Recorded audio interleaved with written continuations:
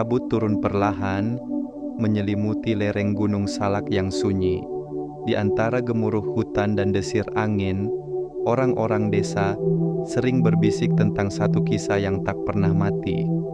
Seorang pendaki yang hilang dan tak pernah kembali. Damar duduk di depan layar laptopnya, membaca artikel berita dari tahun 2009. Judulnya, Pendaki Hilang di Gunung Salak, Pencarian Dihentikan. Ia mengusap dagunya. Wajah pendaki itu, Rama Ardian, tampak muda dan penuh semangat dalam foto yang sudah buram. Gila, dia hilang udah lebih dari 15 tahun, gumam Damar. Tapi kenapa dia merasa seperti pernah melihat wajah itu baru-baru ini? Damar, bersama 3 temannya, Farah, Rangga, dan Andre, merencanakan pendakian ke Gunung Salak lewat jalur Cidahu. Ini bukan jalur populer bro, kata Rangga, tapi justru itu serunya. Mereka membawa tenda, logistik untuk 3 hari, dan satu hal yang selalu Damar bawa, kamera tua milik ayahnya. Saat malam menjelang, mereka berkumpul di rumah Andre. Obrolan ringan berubah jadi serius saat Damar menyebut nama Rama Ardian. Lu tahu nggak, dulu dia hilang di Salak, ucapnya sambil menunjukkan artikel. Farah tampak gelisah. Jangan cerita yang aneh-aneh, Dam. Serius deh, Gunung Salak itu beda. Base camp Cidahu tampak sepi. Hanya ada seorang pria tua yang menjaga meja pendaftaran. Namanya Pak Gito. Matanya tajam, tubuhnya kurus, tapi suaranya dalam dan penuh wibawa. Kalian pendaki keberapa minggu ini? Katanya sambil mengisi formulir. Tapi ingat, jangan bermalam di pos 4. Banyak yang bilang tempat itu berubah. Damar bertanya kenapa, tapi Pak Gito hanya menatapnya lama. Kadang yang hilang enggak pernah benar-benar pergi. Mereka cuma enggak bisa pulang. Hari pertama pendakian cerah. Jalur cukup landai, suara burung hutan mengiringi langkah mereka. Namun saat mereka mendekati pos 2, Damar melihat sesuatu yang aneh. Jejak sepatu besar yang tidak sesuai dengan alas kaki mereka. Ada pendaki lain ya? Tanya Rangga. Tapi saat mereka periksa lebih lanjut, jejak itu mengarah ke hutan lebat, keluar dari jalur resmi. Andre ingin mengikuti jejak itu, tapi Farah menahan. Kita nggak tahu itu jejak siapa. Namun Damar memotret jejak itu. Entah kenapa, ia merasa itu adalah petunjuk. Mereka mendirikan tenda di dekat pos 3. Malam turun cepat, dan kabut mulai mengendap. Saat tengah malam, Damar terbangun karena mendengar suara aneh, gamelan. Ia membuka resleting tenda, melongok keluar.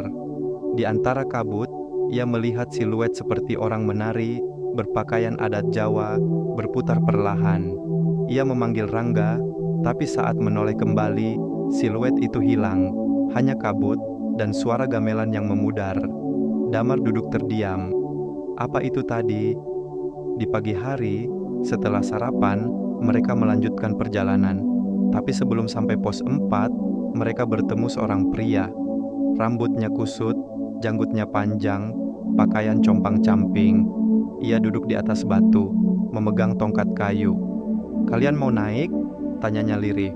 Jangan sampai ikut jejak saya. Namanya Rama. Ia mengaku tersesat dan tinggal di hutan selama bertahun-tahun. Damar langsung mengenal wajahnya, sama seperti di artikel itu. Tapi bagaimana mungkin? Hari mulai gelap dan mereka tak bisa menemukan jalur ke pos 4. Kompas Farah berputar-putar sendiri, jarum tak menunjukkan arah. Ini aneh, kata Farah. Andre mencoba GPS di ponselnya, tapi hanya menunjukkan peta kosong. Mereka berjalan memutar, tapi selalu kembali ke tempat Rama berada. Rama hanya tersenyum.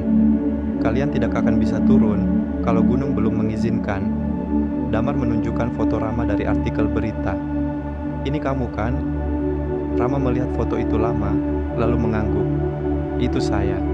Tapi saya tak tahu bagaimana foto itu bisa ada. Ia membuka tas kecilnya dan mengeluarkan foto lain. Dirinya bersama 4 orang lain, tersenyum di depan plang pos 5, tahun 2009. Yang lain? Tanya Damar. Rama menunduk. Mereka tak bisa keluar. Malam kedua lebih dingin. Saat pagi datang, Farah tidak ada di tenda. Mereka panik, mencari ke segala arah. memanggil namanya. Jejak kakinya tampak menuju arah yang sama, seperti jejak lama yang mereka temukan sebelumnya. Rangga marah. Ini salah lu, Dam. Harusnya kita nggak naik. Rama datang mendekat, membawa syal Farah. Ia dipanggil, tapi mungkin belum terlambat. Damar memaksa Rama bicara. Apa yang terjadi di tahun 2009? Rama menarik napas panjang. Kami berlima, seperti kalian. Kami juga menginap di pos 4. Tapi malam itu, kami dengar suara sama. Tarian, gamelan, lalu satu persatu, menghilang. Rama mengangkat tangan dan menunjukkan jimat kecil dari kain hitam. Aku satu-satunya yang menolak ikut tarian itu. Tapi aku tak bisa pulang. Aku sudah terlalu lama di sini.